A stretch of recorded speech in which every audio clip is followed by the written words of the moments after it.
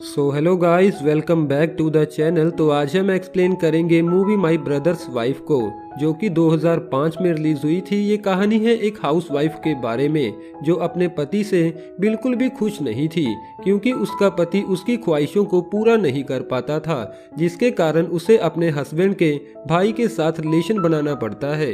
तो आइए जानते हैं पूरी कहानी को, लेकिन उससे पहले आप सब लोग वीडियो को एक लाइक जरूर कर दें। मूवी की स्टार्टिंग में हम एक इग्नासियो नाम के आदमी को देखते हैं, जो एक साफ सुथरे पुराने ख्यालों वाला आदमी है। इसके बाद हम इग्नासियो की वाइफ जोई को देखते हैं, जो कि काफी अट्रैक्टिव और मॉडर्न है। यहाँ पर इग्नासियो अपनी वाइफ से कहता है कि शायद इस इवेंट के लिए तुम्हें कोई और अच्छी सी ड्रेस पहननी चाहिए, क्योंकि ये कुछ ज्यादा ही मॉडर्न है।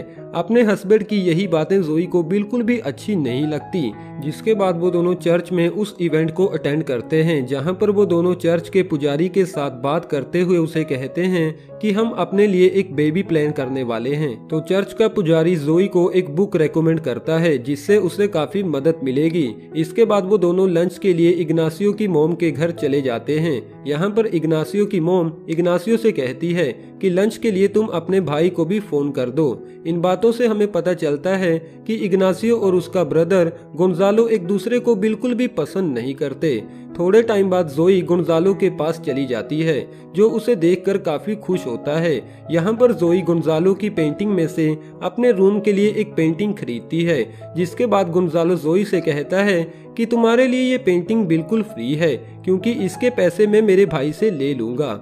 वापस घर आने के बाद जोई ये बात इग्नासियो को बताती है, तो इग्नासियो कहता है कि मुझे नहीं लगता गोंजालो को इस पेंटिंग के पैसे मांगने चाहिए थे, क्योंकि मैं हर महीने उसे पैसे भेजता हूँ। अब रात को इग्नासियो जोई से कहता है कि शायद हमें एक बेबी अडॉप्ट कर लेना चाहिए, क्योंकि इग्नासियो ऐसा करने के काबिल नहीं था, लेकिन जोई मना कर देती है। अगली सुबह जोई गोंजालो के पास चली जाती है, और वो भी अपने हस्बैंड से झूठ बोलकर। जोई गोंजालो से कहती है कि इस पिक्चर शूट के लिए मुझे अपने हस्बैंड से झूठ बोलना पड़ा। तो गोंजालो से कहता है कि फिक्र मत करो, मेरे भाई को इससे कोई प्रॉब्लम नहीं होगी। अब गोंजालो पेंटिंग्स के लिए जोई की कुछ पिक्चर्स क्लिक करने लगता है। पोजिंग के दौरान जोई का फोन गलती से इग्नासियो को लग जाता है, जो उन दोनों की बातें सुन लेता है। जोई गोंजालो को बताती है कि इग्नासियो सिर्फ हफ्ते में एक बार ही रोमांस करता है, मतलब कि मेरी नाइट लाइफ बिल्कुल भी अच्छी नहीं है। गोंजालो इस सिचुएशन का फायदा उठाकर इग्नासियो को काफी ज्यादा बुरा भला बोलता है। ये सारी बातें सुनने के बाद इग्नासियो गुस्से में घर वापस चला जाता है और गोंजालो की पेंटिंग को स्विमिंग पूल में फेंक देता है। अब जैसे ही जोई घर वापस आने के बाद पूल में नहाने लगती है, तो पूल के अंदर जोई को वो पेंटिंग मिलती है। अब रात को जोई फिर से गोंजालो के पास चली जाती है और उसे इस इंसिडेंट के बारे में सारी बात बता देती है। तो गोंजालो कहता है मेरा भाई मुझसे जेलस फील करता है, इसीलिए उसने ऐसा किया। जोई काफी थकी हुई थी, तो वो वापस घर जाना चाहती थी। तो गोंजालो जोई से कहता है कि तुम्हें यहीं पर सो जाना चाहिए, जिसके दौरान मैं अपनी पेंटिंग कंप्लीट कर लूंगा। अब आधी रात को जोई की नींद खुलती है और वो देखती है कि गोंजालो उसके पास में ही सो रहा था। अब अगली सुबह जोई घर वापस आकर इग्नासियो से पूछती है कि तुमने उस पेंटिंग के साथ ऐसा क्यों किया। यहाँ पर इग्नासियो झूठ बोलते हुए कहता है क्योंकि गोंजालो ने मुझसे इस पेंटिंग के पैसे ले लिए थे, जो कि मुझे बिल्कुल भी अच्छा नहीं लगा। दूसरी तरफ हम गोंजालो को उसकी गर्लफ्रेंड के साथ देखते हैं, जो गोंजालो को खुद से शादी करने के लिए बोल रही थी। तो गोंजालो कहता है कि मैं कभी भी तुमसे शादी नहीं कर पाऊंगा। ये सुनते ही वो वहां से चली जाती है।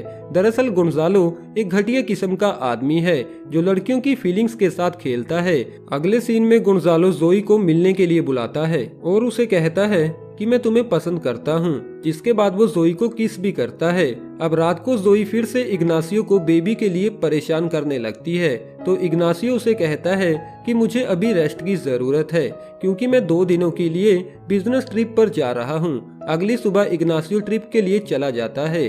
दूसरी तरफ जोई अपनी मेड को 2 दिनों के लिए छुट्टी दे देती है।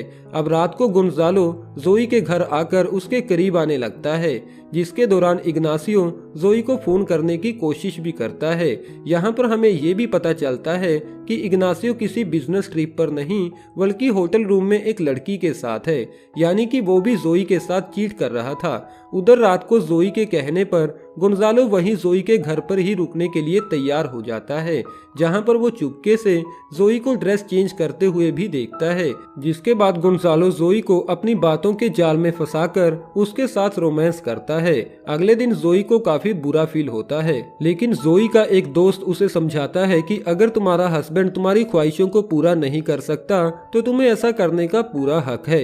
जिसके बाद गोंजालो और जोई फिर से एक होटल रूम में मिलते हैं और अपना प्राइवेट टाइम एंजॉय करते हैं। यहाँ पर गोंजालो जोई से झूठ बोलता है कि उसने कभी भी किसी और लड़की से इतना प्यार नहीं किया।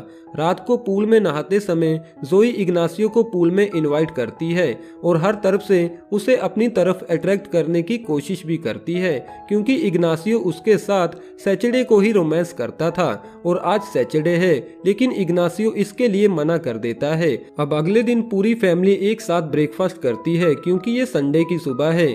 थोड़े टाइम बाद जोई जूस लेने के लिए किचन में चली जाती है तो गोंजालो जोई के पीछे पीछे किचन में जाकर जोई को टच करने लगता है, जिसके दौरान जोई गोंजालो को बताती है कि इग्नासियो को मेरी बॉडी बिल्कुल भी पसंद नहीं आती। तो गोंजालो जवाब देता है कि इग्नासियो एक नॉर्मल आदमी नहीं है।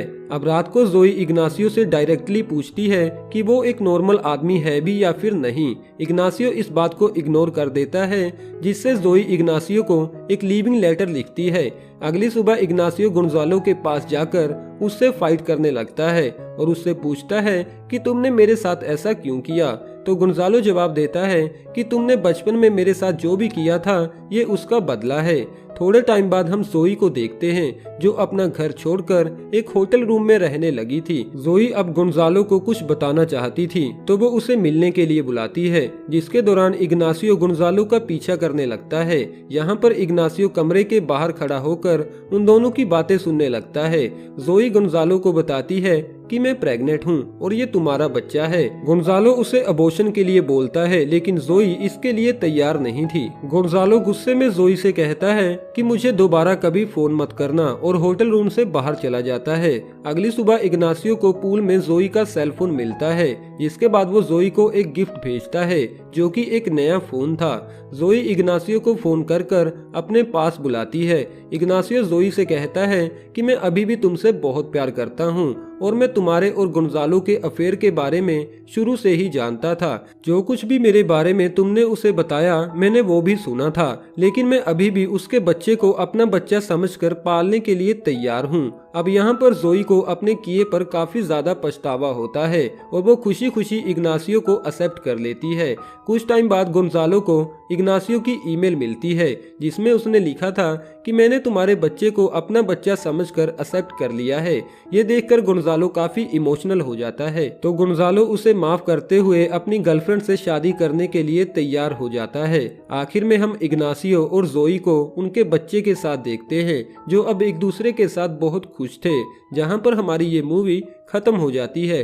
वेल दोस्तों, कैसी लगी आपको ये वाली मूवी? कमेंट बॉक्स द्वारा हमें अपना कीमती सुझाव जरूर दीजिएगा और अभी तक वीडियो को लाइक न किया हो तो वीडियो को एक लाइक जरूर कर दे। और हाँ दोस्तों, ऐसी ही मूवीज के हिंदी में अपडेट्स पाने के लिए आप हमारे चैनल को भी जरूर से सब्सक्राइब कर लें, जो कि बिल्कुल फ्री ऑफ कॉस्ट है।